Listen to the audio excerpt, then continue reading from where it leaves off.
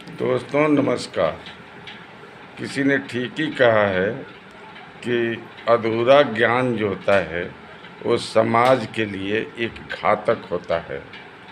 अब जैसे देख लीजिए, मनोज झा ने राज्यसभा में ऐसा कुछ भी नहीं कहा है जिससे किसी जाति विशेष का कुछ नुकसान हो या किसी को गाली पड़े।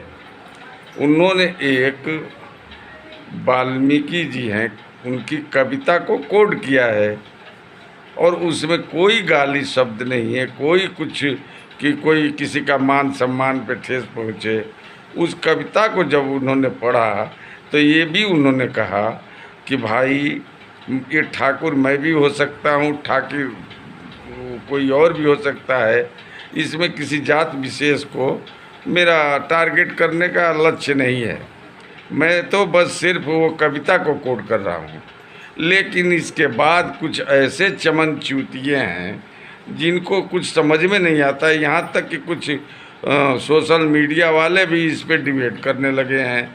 अरे भैया, पहले तो ये जो ठाकुर ठाकुर करते हैं ये बताएं कि कौन सा वाले ठाकुर हैं, कर्पूरी ठाकुर जी वाले हैं या राणा प्रताप ठाकुर वाले हैं जो विरोध कर रहे हैं?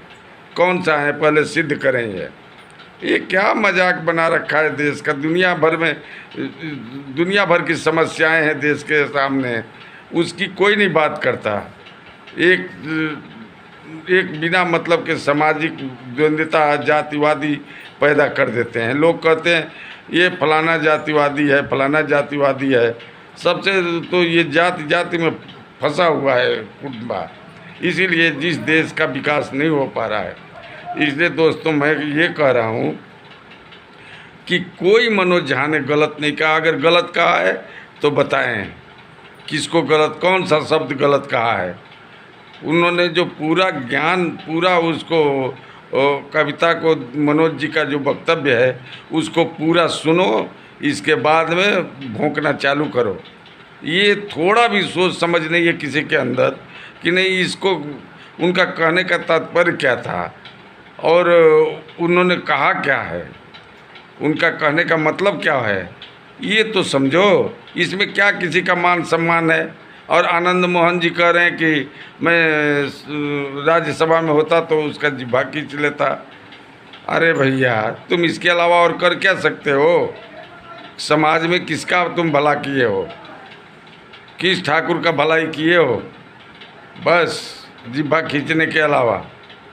अरे भैया, जेल से आए हो, कम से कम कुछ भलाई का काम कर लो। और जितने ये पों एक देख रहा था, सुन रहा था, वो है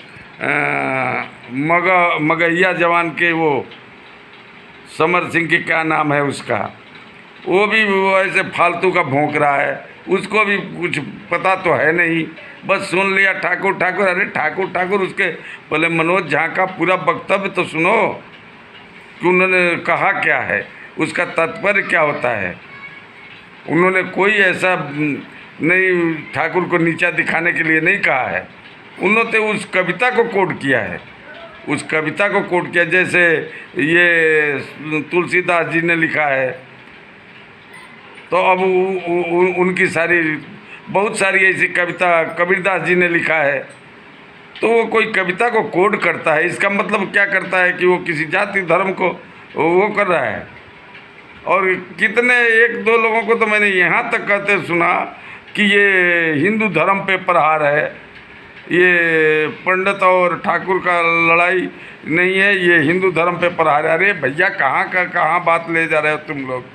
तुम लोग को थोड़ा भी सेंस ऑफ ह्यूमर है तो मनोज झा का पूरा वक्तव्य सुनो और इसके बाद में भौंकना चालू करो। दोस्तों नमस्कार, मेरा काम था इतना ही कि पहले आप लोग देखो, फिर विवेक बुद्धि के से ये काम लो। ये फालतू लोगों के चक्कर में पड़ के झूठ मूठ का आपस में द्वेष पैदा मत करो।